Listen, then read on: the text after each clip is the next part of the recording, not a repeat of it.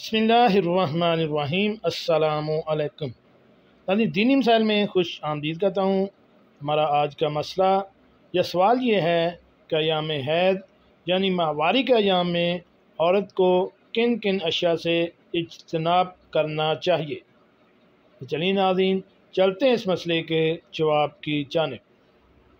नाज़रीन, माहवारी के अयाम में औरत के लिए कुरान करीम की ज़बानी या देख कर तलावत करना, कुरान करीम को बराह रास्त बग़ैर ग़िलाफ़ के छूना, नमाज़ पढ़ना, रोज़ा रखना, तवाफ़ करना, मस्जिद में दाखिल होना और शौहर के साथ जायज़ मिलाप करना जायज़ नहीं है।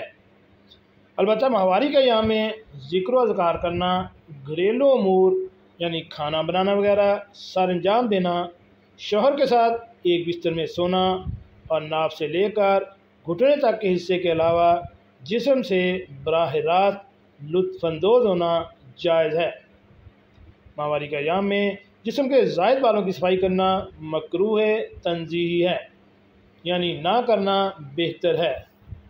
हाँ, अलबत्ता अगर माहवारी के अय्याम में ज़ेर नाब बाल वगैरह को 40 दिन से ज़ायद होने लगें तो इनकी सफाई ज़रूरी है।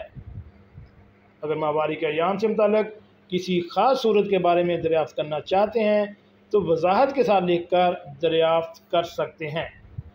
नाज़रीन, ये फ़तवा नंबर 20 दिया गया है और इस फ़तवा को देने वाले अल्लामा मोहम्मद यूसुफ साहब जामिया उलूम इस्लामिया बनौरी टाउन वाले हैं। अगर आप इसको किसी भी किस्म का और मसला जानना चाहते हैं या इस मसले के मुताल्लिक़ आपको किसी भी किस्म का बहाम है तो आप हमें कमेंट्स बॉक्स में कमेंट्स कर सकते हैं। और ऐसी मालूमाती वीडियो हासिल करने के लिए मेरे इस चैनल दीनी मसाइल को